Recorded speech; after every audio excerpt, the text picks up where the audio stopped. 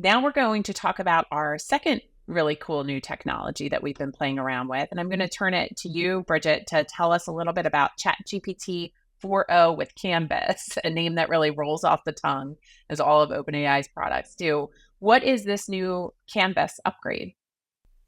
Yeah, as you know from my AI aha moment, I'm very taken with this new offering from OpenAI, and it came with no fanfare. Like it, I mean, I don't know how I first learned that it was available on your, if you're in your GPT account, you can choose between the available models, assuming you're paying for 4.0, which, by the way, you should be paying for 4.0 because 3.5 is now obsolete, as Ethan Mollick says. It really is. So pay the $20 a month and have 4.0. And so it just kind of showed up, I don't know, a couple weeks ago as an option. And I've heard some people say that it was a bit of an answer to one of the Claude products. Is it Projects or is it Artifacts? I can't remember which one it's. Artifacts? Is it Artifacts? Yeah, I think you're right. But what it is basically it's an editable workspace that it goes beyond the normal interaction you have with GPT 4.0 when you're on the site, and it gives you sort of a new window where you're co-creating the product, the Word document, the speech, the whatever it is that you've asked ChatGPT to work on with you. And so you still have your Q&A panel kind of on the left side of your screen. Then the document, it is creating for you and editing with you in the middle of the screen. And then it has these always available editing functions on the right. So for example, you can adjust the reading level of the document from middle school to high school to graduate school. So you can sort of pitch it to the audience that you're going to be presenting it to.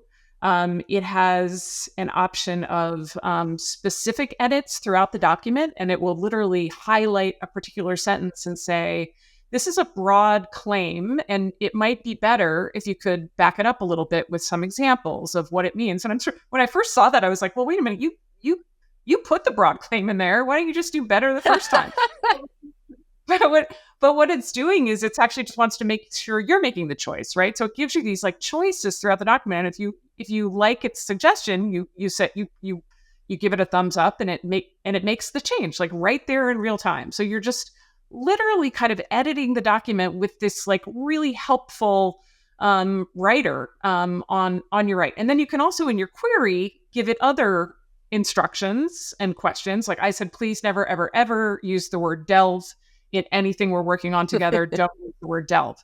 And same with the word grapple. Like I have words that I just like, I feel very strongly about it, never using it. It was like, oh yes, no problem. And it like, took grapple out, delved out. And then as I said in my AI aha moment, at the very end of this one piece I was working on, I said, now will you put it in the voice of Bridget McCormack? And then it like stunningly translated it yet again. It has an option for putting final polish on it. In all the ways you normally work with ChatGPT, you can make it punchier or less punchy. You can make it, more formal, less formal. But the specific inline feedback is what's pretty incredible.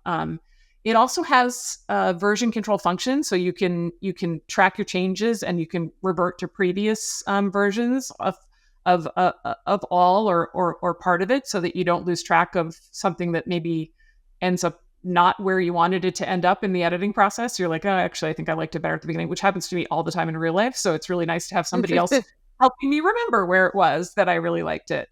And then it's also been trained to understand context a lot better. The 4.0 model has been. So it really makes really excellent suggestions. They're not just, random suggestions. They're pretty, they're pretty responsive to your input. It's like a true partner in coming up with a document together. And I didn't know that I needed a new way of doing word processing, but I now know I needed a new way of doing word processing, and it's so much better. Have you been using it much or a little bit? I have, and it's funny. you said you didn't know that you needed a new way to work process. And I didn't know how spoiled I was getting around AI, which has been, so awe inspiring. And then you quickly get over it and you start, pointing out the flaws with it, the things you want to make it better. And one of the things that now frustrates me is the exact way that I've been engaging with AI all along, which is, give it a prompt and it generates text. And then you want it to do something different, but you have to regenerate the entire answer. At least that's how ChatGPT worked before. And what was amazing to me was sort of, I can't even remember what I asked it to generate in Canvas, but say I asked it, draft me an intro summary to proceed a proposal for X services. And maybe it would draft 5 paragraphs. And in the old ChatGPT, if I didn't like paragraph 2 and I made the leap to edit the whole thing, it would change everything, even if I liked 1, 3, 4, and 5.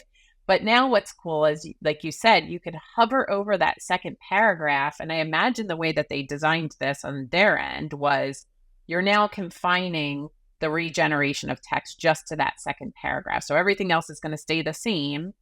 And then you're going to have the ability to have more control and just zoom in on this one paragraph and make whatever adjustments you want to make.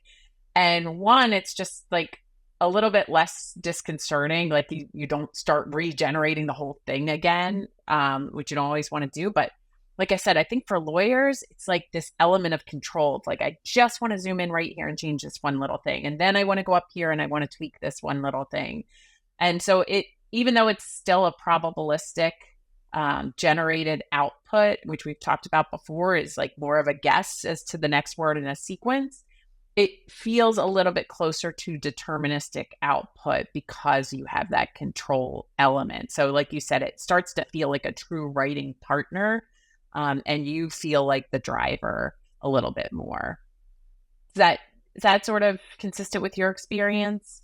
Yeah, absolutely. I mean, I think if lawyers who have not yet taken the plunge use this particular product first, the user interface is so compelling that it's going to be a real gateway drug to more AI use by lawyers. It really is. It's just got such a great user interface. I think it's going to accelerate uptake. I'm also excited about the ways that it might help like legal aid organizations or community legal services organizations that have far more requests for help than they have time or hours or humans to provide that help. I mean, I've said this about AI generally, but this is just in some ways like a more targeted and acute version of it, because it's such a, like you said, it gives such nice control over outputs that I think strapped legal services agencies and community legal services organizations will have a really terrific like new colleague to help get more done in less time. I mean, there's just no way around it. You can just do a lot more than you could before it was released. It's that simple. Yeah. And this is probably putting a very fine point on what you're already saying, but even in the law firm pro bono context, you and I are big advocates for systemic overhaul of the way that we serve the public through legal services.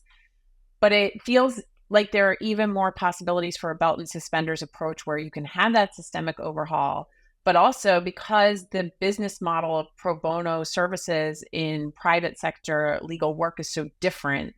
And you want to be as efficient as possible, even if you're, always working on billable hour.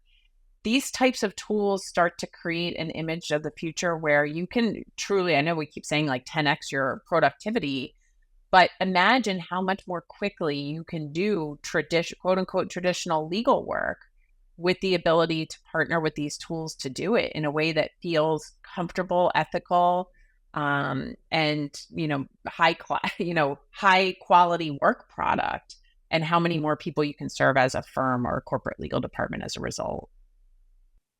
Or even better, it's a really interesting opportunity for a forward-thinking law firm to partner with a community organization or to bring this tech to bear on together, handling a much bigger problem than either could probably tackle on its own. So I think there are some really exciting opportunities for law firm pro bono departments that are in this game. It's a game changer.